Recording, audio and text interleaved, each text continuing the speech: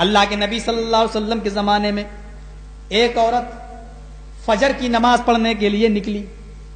واقعے کو ذرا غور سے سننا، شاید میں 7 چیزوں پر نہ چل سکوں اور یہی واقعہ بیان کر دوں. بڑا دلچسپ اور دردناک اور دل کو جھنجھوڑنے والا واقعہ ہے.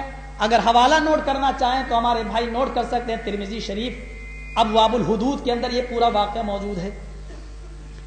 ایک عورت فجر کی نماز پڑھنے کے لیے اللہ کے نبی کے زمانے میں نکلی. اس کا پیچھا ایک آدمی نے پیچھے سے کر دیا اور اس نے اپنی چادر، اپنا امامہ اتارا اور پیچھے سے اس نے اس عورت کے اوپر ڈالا اور اس کو کھینچتا ہوا کسی بیابان جنگل کی طرف لے گیا. پھر ترمذی کے جو الفاظ ہیں وہ میں آپ کے سامنے رکھ رہا ہوں. فقضا حاجتہ، پھر اس نے اس کے ساتھ پوری طریقے سے زنا کر لیا، عزت لوٹ لی اس کی. فقام ففر، پھر کھڑا ہوا اور بھاگ گیا. بھاگا، یہ عورت بھی کھڑی ہوئی اور چیخنے لگی، او لوگوں جلدی نکلو، بچاؤ، ایک آدمی میری عزت لوٹ کے بھاگ رہا، ذرا جلدی نکلو. لیکن اس عورت کے چیخنے کا انداز ایسا تھا کہ یہ چاروں طرف منہ کر کے چیختی جا رہی تھی، نکلو نکلو نکلو. اس طریقے سے جب اس نے اس کی آواز سن کر ایک آدمی سب سے پہلے نکلا، لیکن یہ آدمی جس سائڈ سے نکلا اس وقت اس عورت کا چہرہ دوسری سائڈ میں تھا. اور جب تک یہ آدمی اس زناکار کے پیچھے بھاگنے لگا، کافی دور بھاگ گیا، جب تک اس عورت نے چہرہ اس طرف کیا تو یہ سمجھی کہ مجھ سے زنا کر کے جو آدمی بھاگ رہا وہ یہی جا رہا ہے. اس نے بے قصور کو سمجھ لیا کہ یہ زناکار ہے اور چیخنے لگی جلدی نکلو. اب 10 یا 15، ترمذی میں 10 یا 15 کے الفاظ ہیں، 10 یا 15 لوگ نکلے اور وہ بھی دوڑنے لگے کہ اس کو پکڑیں، یہ زناکار ہے، اس عورت کی عزت کو لوٹ کے بھاگ رہا ہے. دوڑنے لگے، حالانکہ یہ آدمی کسی اور کو پکڑنے کے لیے بھاگ رہا تھا اور یہ لوگ اس کے پیچھے پیچھے بھاگنے لگے. بالآخر ان 10 یا 15 لوگوں نے اس آدمی کو پکڑ لیا. چلو، کہا اے چھوڑو نا مجھے، وہ بھاگ جائے گا.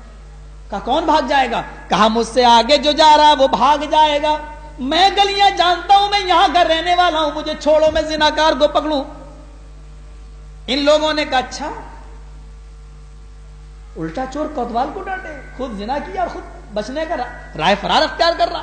کہا رے بھائی مجھے کیوں پکڑ رہے؟ کہا تو زناکار ہے. کہا میں نہیں ہوں، اللہ کی قسم میں نے زنا نہیں کیا، چھوڑو، مجھے جانے دو، اس کو پکڑنے دو. کہا اچھا تو نے زنا نہیں کیا؟ کہا نہیں. چل، اگر تو نے زنا نہیں کیا تو ڈرتا کیوں ہے؟ عورت کے پاس چل، اس لڑکی کے پاس چل، وہ تجھے دیکھے گی، اگر تو نے زنا نہیں کیا ہے تو تجھے کہہ دے گی اس نے زنا نہیں کیا، ڈرتا کیوں ہے؟ چل.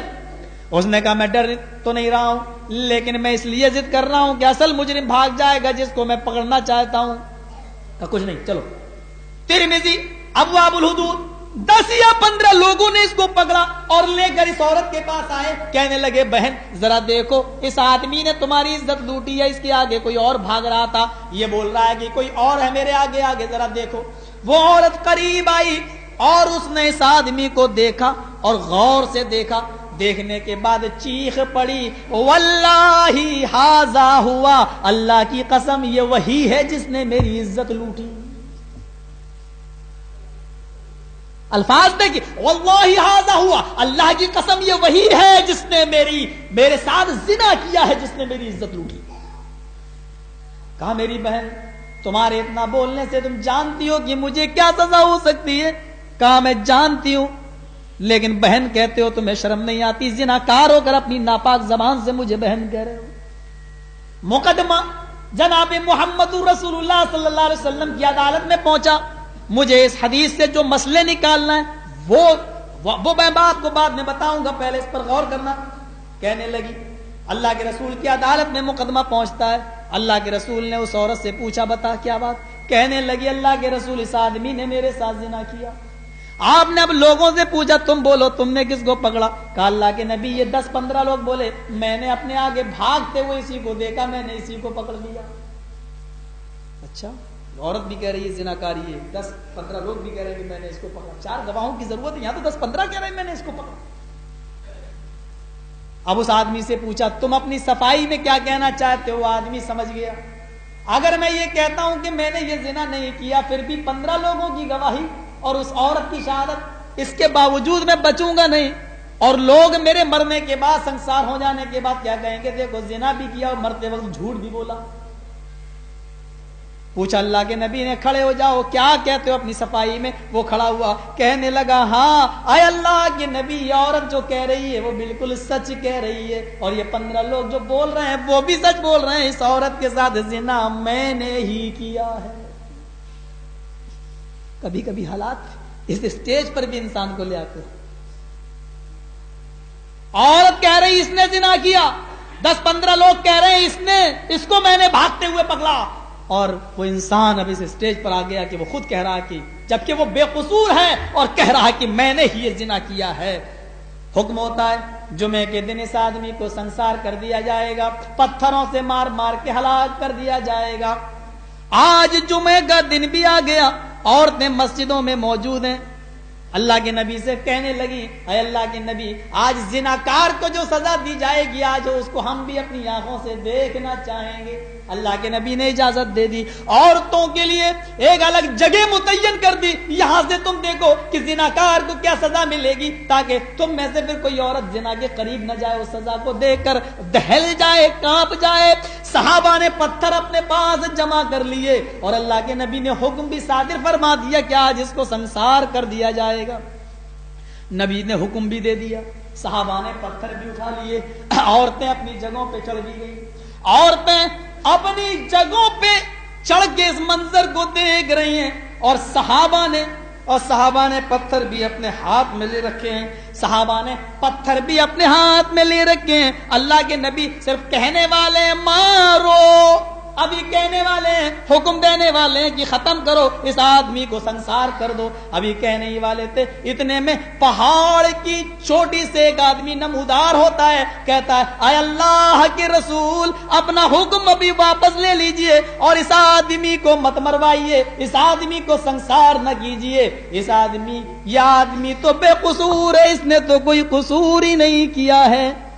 اللہ کے نبی نے صحابہ سے فرمایا ٹیپو یا صحابی ٹھہر جاؤ اے میرے ساتھیو، ذرا عورت اس کو مجرم بتا رہی ہے، 15 لوگ یہ کہہ رہے ہیں کہ میں نے اس کو پکڑا، اور یہ آدمی خود یہ کہہ رہا ہے کہ میں نے یہ جرم کیا اور تم کہہ رہے ہو یہ بے قصور ہے۔ کہا اللہ کے رسول یہ عورت بھی جھوٹ بول رہی ہے، یہ لوگ بھی جھوٹ بول رہے ہیں، اور یہ آدمی بھی جو بولا ہے وہ بھی جھوٹ بولا ہے، یہ بالکل بے قصور ہے۔ آپ نے کہا اگر یہ بے قصور ہے اور عورت اس کو زبردستی اگر عورت جھوٹ بول رہی ہے تو تمہارے پاس سچے ہونے کی علامت کیا ہے؟ کہا اللہ کے رسول بس میں اتنا ہی کہوں گا کہ یہ آدمی بے قصور ہے۔ آپ نے کہا اگر یہ بے قصور ہے تو اس عورت کی عزت کس نے لوٹی، قصوروار کون ہے؟ اس نے کہا اللہ کے نبی قصوروار آپ کی نظروں کے سامنے کھڑا ہے، اے اللہ کے نبی اصل مجرم میں ہوں وہ نہیں ہے۔ اے اللہ کے نبی عورت جھوٹ بولی، یہ 10 آدمی جھوٹ بولے، یہ 15 لوگ جھوٹ بولے، وہ آدمی بھی جھوٹ بولا، شاید اس لیے کہ لوگ میرے مرنے کے بعد کم سے کم مجھے جھوٹا تو نہ کہیں، اس لیے شاید اس نے جھوٹ قبول کر لیا۔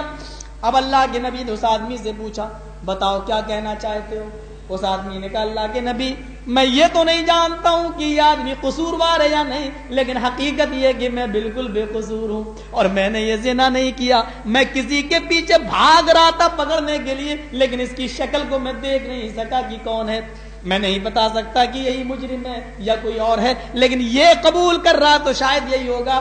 اب 15 لوگ بھی کہنے لگے اے اللہ کے نبی جب میں نے اس کو پکڑا تو یہ بار بار مجھ سے کہہ رہا تھا کہ مجھے چھوڑو، میں تو کسی اور کو پکڑنے کے لیے بھاگ رہا ہوں۔ اب اللہ کے نبی نے کہا جب یہ بات اس نے کہی تھی تو پھر تم نے یہ بات مجھے کیوں نہیں بتائی؟ اس کے بعد آپ نے فرمایا اس عورت کو بلاؤ جس کی عزت لوٹی گئی، ایک بار ان دونوں لوگوں کو پھر سامنے رکھ کر پہچان والیا جائے۔ اب وہ عورت آئی اور آپ نے ان دونوں کو قریب کر دیا، عورت پریشان تو ہوئی، مصیبت تیری اوپر ٹوٹی ہے، ان دونوں کو میں نے تیرے سامنے کھڑا کر دیا، ذرا غور سے دیکھ لے کہ ان دونوں میں سے اصل مجرم کون ہے۔ وہ عورت قریب گئی، کبھی اس کو دیکھتی، کبھی اس کو دیکھتی، کبھی اس کو دیکھتی، کبھی اس کو دیکھتی، پھر اس نتیجے پر پہنچی کہ فیصلہ سناتی ہے اے اللہ کے رسول رات اتنی اندھیری تھی کہ جس کی وجہ سے میں ان دونوں میں سے اصل مجرم کون ہے میں پہچان نہیں سکتی، میں پہچاننے کے لیے لائق نہیں ہے. اگر اس نے اقرار کیا ہے تو یہی ہوگا. اب اللہ کے رسول نے اصل مجرم کو کھڑا کر دیا کہ اب اس کو سنسار کر دو. جب آپ نے حکم دیا اس کو سنسار کرو تو صحابہ کی نگاہوں نے دیکھا کہ اللہ کے نبی کی پیشانی پر پسینہ آ گیا ہے اور آپ بوجھ سے دبے جا رہے ہیں. سمجھ گئے کہ وحی نازل ہو رہی ہے. آپ بیٹھ گئے. صحابہ تھوڑی دیر کے بعد آپ اٹھے, فرمایا اے لوگوں اس قصوروار گناہگار کو بھی چھوڑ دو.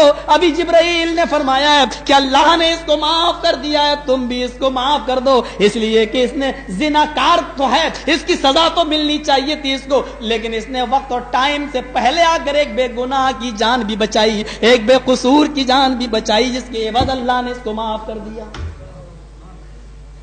اس واقعے کو سامنے رکھنے کے بعد اب اس حدیث, پوری حدیث سے آپ مسائل کو کا استنباط کیجیے, اور میں سمجھتا ہوں کہ قرآن و حدیث کے شیدائیوں کے لیے یہی ایک حدیث کافی ہوگی. پہلا جو جملہ ہے, عورت فجر کی نماز پڑھنے کے لیے نکلی. سب سے پہلا مسئلہ اس حدیث سے یہی نکلتا ہے کہ اللہ کے رسول کے زمانے میں عورتیں نہ صرف جمعے کی نماز پڑھنے کے لیے مسجد میں جاتی تھی بلکہ 5 وقت کی نماز بھی مسجدوں میں پڑھا کرتی تھی. دوسرا مسئلہ اس حدیث سے یہ نکلا کہ رات بہت اندھیری تھی, میں ان دونوں کو سامنے رکھ کر پہچان نہیں سکتی کہ اصل مجرم کون ہے. اس کا مطلب یہ ہے کہ اول اور افضل وقت پہ نماز ہوا کرتی تھی, غلس میں ہوا کرتی تھی, اندھیرے میں ہوا کرتی تھی, اور آج تو ہمارے بھائی پتہ نہیں کب کب نماز پڑھتے ہیں, اللہ رحم کرے.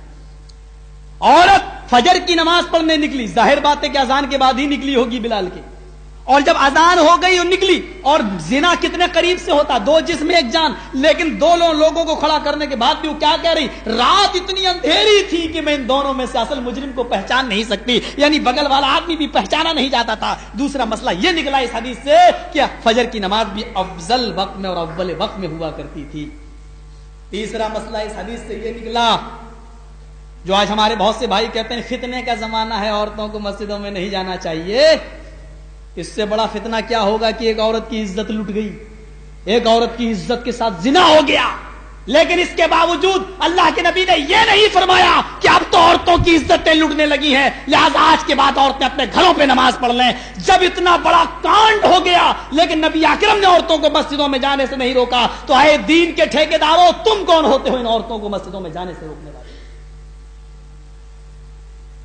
چوتھا مسئلہ اس حدیث سے یہ نکلا کہ اللہ کے رسول کو علم غیب نہیں تھا. اگر علم غیب ہوتا تو اللہ کے رسول کسی بے قصور کے بارے میں فتویٰ نہیں دیتے کہ اس کو سنسار کر دو, کیونکہ آپ کہتے ہیں عورت تو بھی جھوٹ بول رہی ہے, لوگوں تم بھی جھوٹ بول رہے ہو, اور اے بے قصور تو بھی جھوٹ بول رہا ہے, اصل مجرم تو بھاگ گیا ہے کہیں اور ہے. لیکن اللہ کے نبی کو اتنا بھی علم نہیں ہو سکا کہ میرے سامنے جو کھڑا ہے یہ بے قصور ہے, بلکہ آپ تو فیصلہ ہی سنا چکے تھے اس کی گواہی کی بنیاد پر اور اس کی شہادت کی بنیاد پر کہ اس کو سنسار کر دو.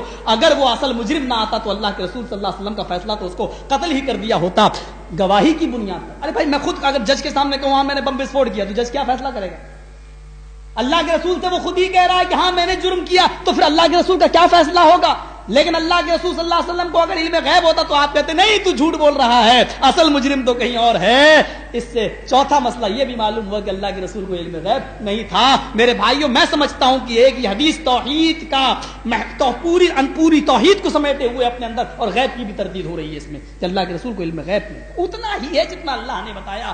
نبی کو اپنے سامنے کھڑے ہوئے آدمی کے بارے میں نہیں معلوم کہ بے قصور ہے, یہاں تو قیامت تک کا علم ہماری بلیوں کو بھی ہوتا ہے.